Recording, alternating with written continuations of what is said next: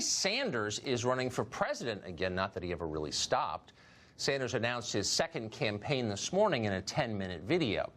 Before you drop everything and watch it, take half a moment to appreciate just how much America and the Democratic Party have changed over the past 4 years.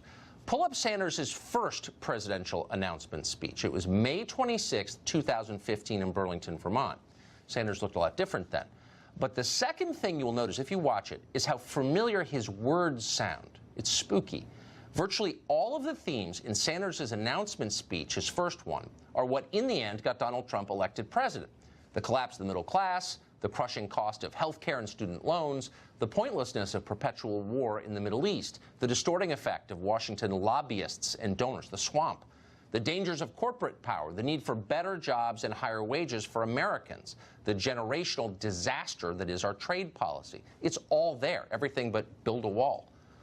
Sanders is often described as a 1970s-era socialist, and that's basically true. He honeymooned in the Soviet Union. He looks like he combs his hair with a balloon. But if you listen carefully, what Bernie Sanders was really selling in the last campaign was not Marxism, it was economic populism, and an awful lot of people agreed with it. Many of them wound up voting for Donald Trump in the general election. In case you've forgotten, here's what Bernie Sanders sounded like back then. I am fighting to break up the large banks on Wall Street. But I do want the opportunity to tell them face to face what their greed and illegal behavior has done to this country. If Wall Street does not end its greed, we will end it for them. Well, you could disagree about whether Wall Street and the big banks are really driving America's decline, like all politicians Sanders was and is an overstater. But looking back, there was something touchingly old-fashioned about the way Bernie Sanders ran that campaign.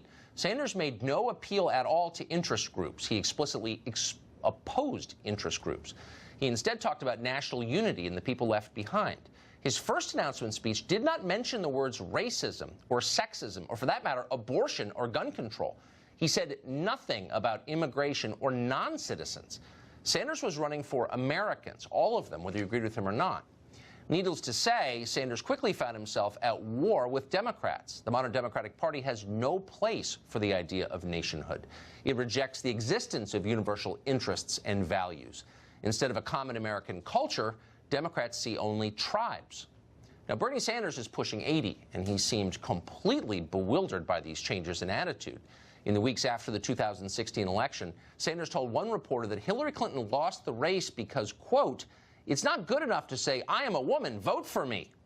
Well, Sanders was right, obviously, but he was way too late. Modern Democrats are defined by identity politics. That's the idea that the accident of your birth determines what you're worth, your value. Some groups are favored, others are blamed and punished. What matters isn't what you do, the choices that you make. What matters is who you are genetically. By the time Brett Kavanaugh was nominated to the Supreme Court 6 months ago, Democrats had made this entirely explicit. Women across this nation should be outraged at what these white men senators are doing to this woman. This is all gross strategizing from 11 old white men. It's a white man strategy that is politically dumb, in my opinion. These people in Congress right now, in that Senate Judiciary Committee, these white men, old, by the way, are not protecting women. Old white men. Not a favored group in the modern Democratic Party, to put it mildly. And yet Bernie Sanders is undeniably all three of those things. So how do you win the nomination of a party that hates you for qualities you can't change? Bernie Sanders is not the only Democrat facing this dilemma, far from it, nor is he the only one to realize that there's really only one solution. You have to embrace identity politics. Getting woke is the only option. So Bernie Sanders has done just that. Here's a clip from his second presidential announcement video released today. Our campaign is about transforming our country and creating a government based on the principles of economic, social, racial, and environmental justice.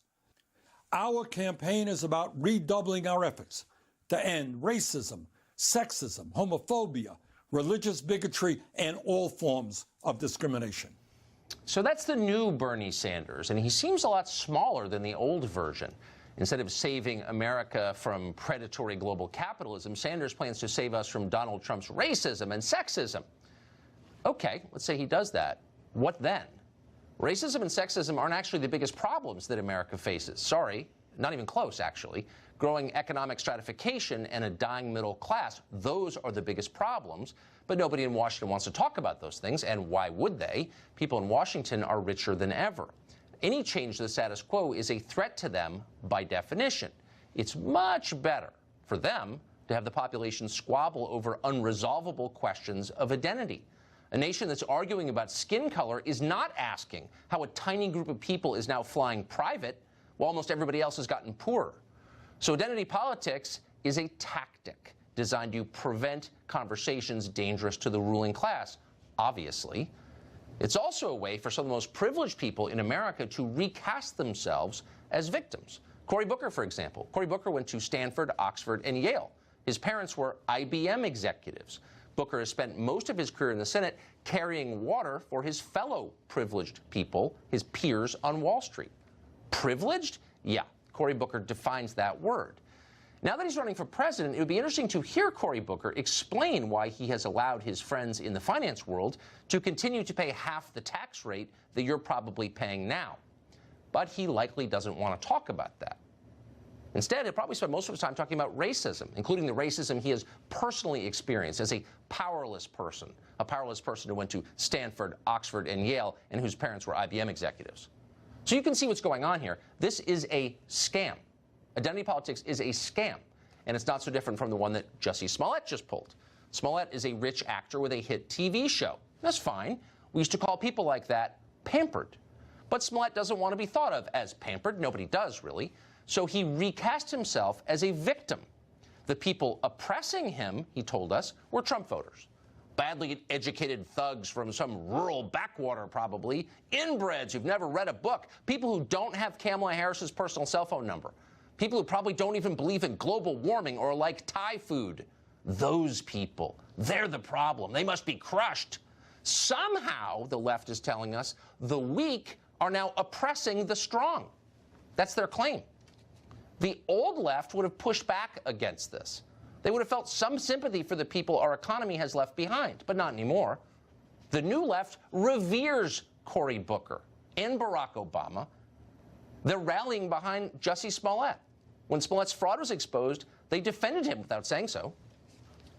Well, the information's still coming out. I'm going to withhold until all the information actually comes out from on-the-record sources.